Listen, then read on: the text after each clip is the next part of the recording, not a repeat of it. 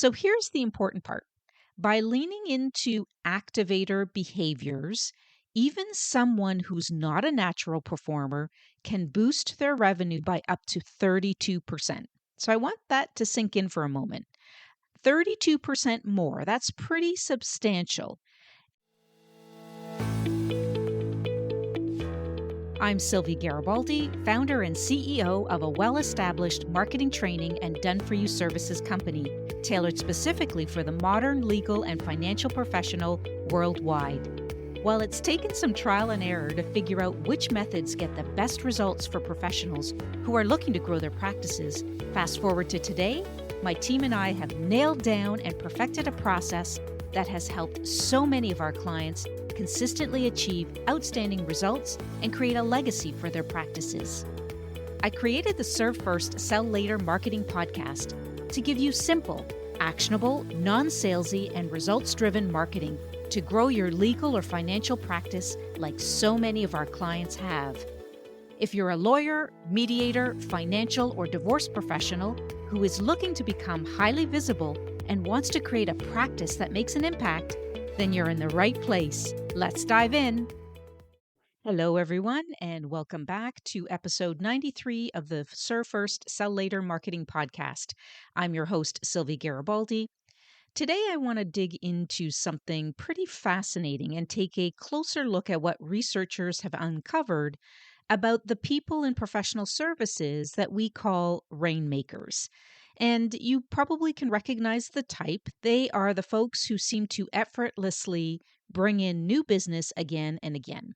So in 2022, a research firm called DCM Insights asked nearly 1,800 partners around the world a simple but powerful question. How do the top rainmakers actually do it? What sets them apart? And what they found was really interesting. And so this is what I want to dive into in this episode today, because partners tend to fall into one of 5 business development personas. So you have what we call the expert, and they are the ones who lean in on deep technical know-how and they wait for client needs to come to them. The other persona is the confidant. And so they are ones who build deep, trusted relationships with a small set of clients, almost like a safety net of loyalty, if you will. The next one is called the debater. And so they are the ones who are not afraid to push your buttons and provoke productive conversations. The realist, they are the no-nonsense ones who are transparent about what they can deliver and when. And finally, there is the activator. And so these are the ones who are the movers and shakers, the ones who actually build networks, share insights, make smart introductions, and they don't wait for the phone to ring. So here's the important part. By leaning into activator behaviors, even someone who's not a natural performer can boost their revenue by up to 32%. So I want that to sink in for a moment. 32% more, that's pretty substantial. And so here's what I love most. Being an activator isn't about having a specific personality, right? A lot of people say, oh, well, in order to be a rainmaker, you need to be an extrovert or you need to be more outgoing. And so you don't need to be a born activator or a born rainmaker, because this is about adopting small habits, consistent actions that you can build over time, whether you're a solo entrepreneur or you're in a firm. So today I want to really focus in on this because I do believe that everyone has the capability to consistently bring in new clients. And it's just a matter of adopting certain behaviors and practices to help you get there. So we're going to dive into how both solo professionals and firm teams can step into the activator role and really with intention. All right, let's get started. So let's dive into the heart of why activators really shine. And let's keep this straightforward. So, you know that being a great lawyer or an excellent mediator used to mean that your work and your relationships spoke for themselves, right? But in today's environment, that's not enough to drive growth anymore. So clients are shopping around, they're asking firms to pitch, and they're thinking differently about how they spend. And I think that's where activators come in.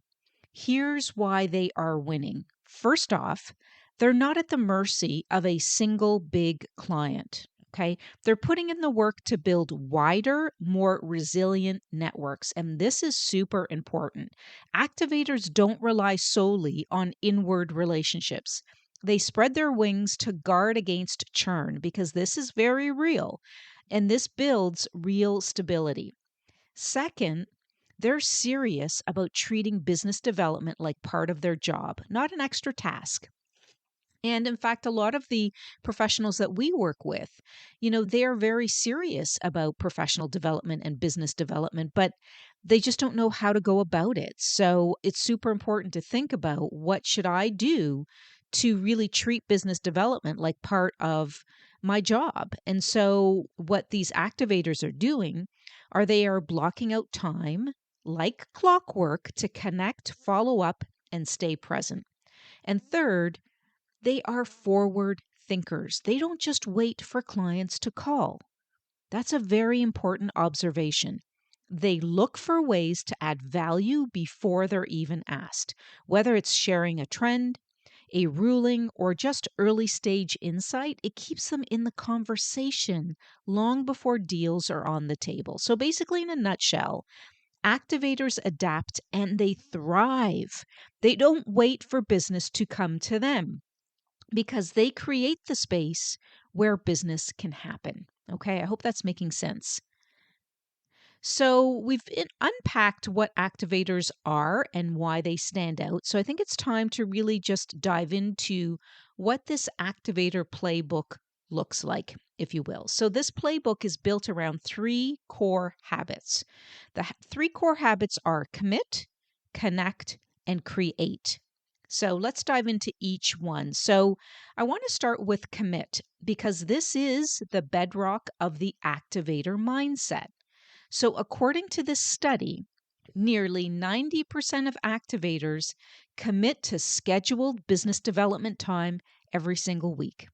So, they protect it like an appointment with themselves. And this is something we stress with our clients all the time. We're helping them carve out time on the calendar for their marketing, for their business development, because if it's not scheduled, it might not happen. So, it's really important to schedule that.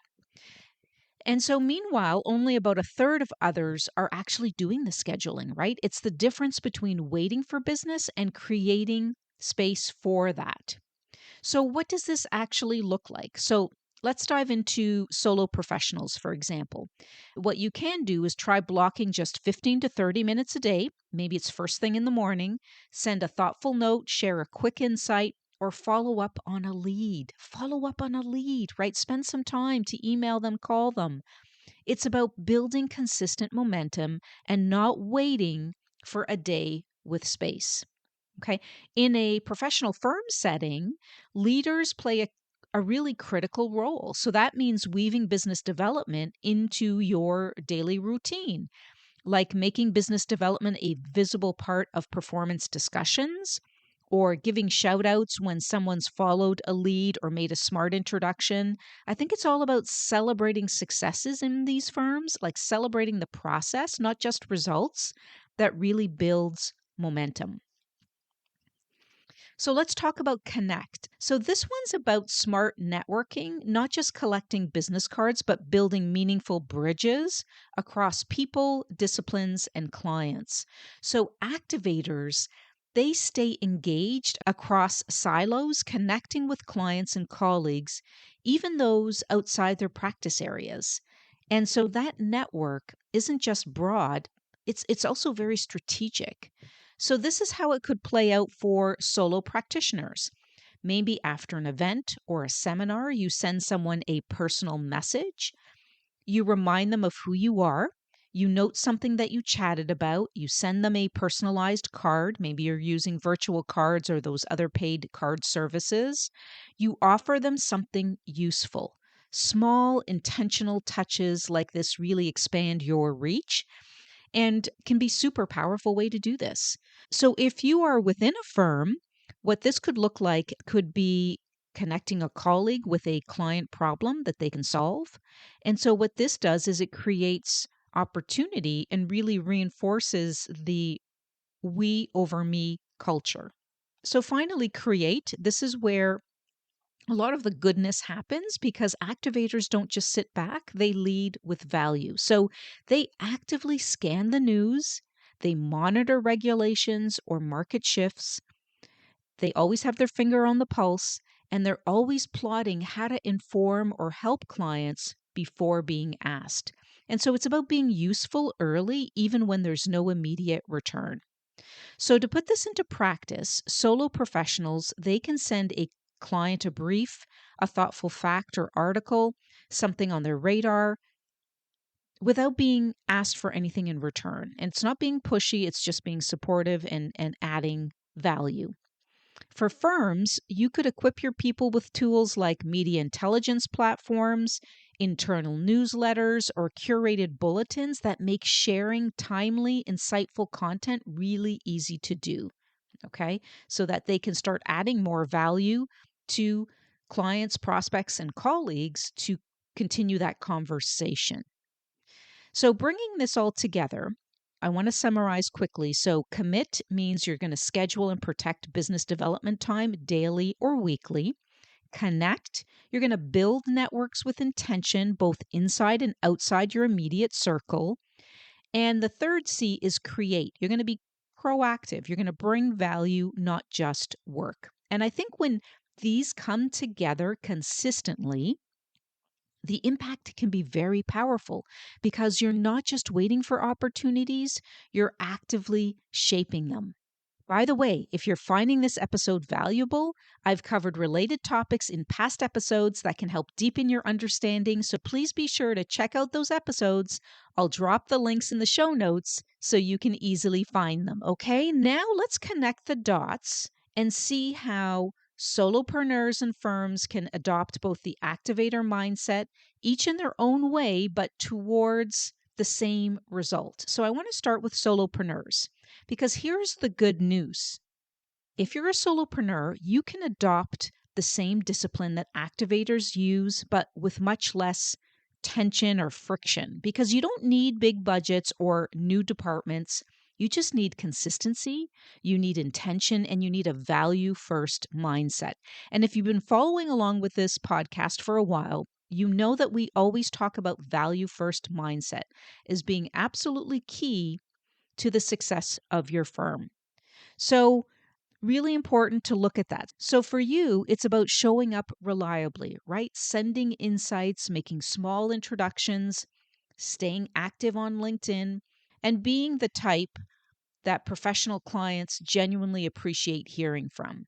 So, on the firm side, if you're adopting the activator model, it means scaling and systemizing those behaviors. And this is how top firms are really doing this. First off, they invest heavily in training programs, okay? Helping people at all levels, younger associates to senior partners. They learn how to act like activators, not just rely on a few gifted rainmakers. Okay, I hope that's making sense. So these firms are investing basically in activator behavior training and boosting both revenue and talent retention. So it's kind of like a double whammy. They're also using technology tools, right? From CRM systems that track outreach to smart platforms that surface opportunities and enable sharing insights so that business development habits are supported and not buried. And they're also building feedback loops and cohort programs. And this is really important because they're creating training circles, peer check ins, and business development accountability that helps solidify these as normal work habits. Okay. And I think this all pays off in two meaningful ways because the firms grow revenue across more people, because they're not relying on rainmakers or a few rainmakers, but they're really activating a broader base of professionals. And I think they also improve retention because, associates and rising partners are receiving support, they're getting the training, and it's really a clear path to genuine business building skills. So here's a quick takeaway. Whether you are a solopreneur or you're part of a team, the activator mindset is really for you. If you want to focus on consistent value driven actions, you need to schedule them, you need to do them, and you need to watch your credibility grow. I think that's super important. Okay, now that we've unpacked the why and the how behind becoming an activator, I want to talk about how to land a simple plan that you can start today. So I'm calling this the Activator Launchpad for lack of a better word. And this is really just an easy to follow, actionable plan to help you build momentum. So I want to talk about the steps that you need to do. So if you're a solopreneur, you can pick a consistent time each day, as I mentioned, maybe just 15 minutes to focus on business development. This could be first thing in the morning or right after lunch, whatever fits your routine. And then use that time to send a meaningful insight, follow up on a conversation, or check in with someone in your network. Then, on top of that, daily habit, you want to make it a goal to share one helpful insight each week. Maybe it's a market trend, a regulation change, or just a relevant article, something that adds value, right? But without a sales pitch. So, if you are part of a firm, then you want to definitely kick off a small scale activator training pilot. That's a great way to start it. So, a program to help your people adopt to those three behaviors I mentioned, which are commit, connect, and create. And then in a simple way, you want to track their business development activity, right? Like logging in outreach attempts, follow up contacts, or sharing insightful articles. And so you don't really need a complicated dashboard. You just need to keep an eye on these practices and make it consistent so that you can track what's happening with every professional in the firm. So here's the important part that each of you need to remember.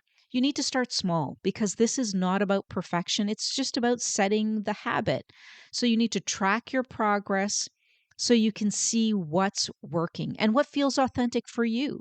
Okay. And don't be afraid to mix it up, right? Sometimes connect via LinkedIn, other times reach out by email or share value through a voice note or a quick call. And so I think the difference between doing nothing and doing something consistently is really everything. So you need to take the first step today. And I think you're going to be that much closer to building real sustained momentum when you're actually engaging in that first step. So, diving into the activator model, the people we call rainmakers, isn't really about a magic formula. It's really just about habits that you can build on every day. Because here's the simple truth: the best rainmakers today aren't those born with that natural charm that you may think. They're really activators. They're people who are committed and they're connecting and they're creating and they're doing this consistently.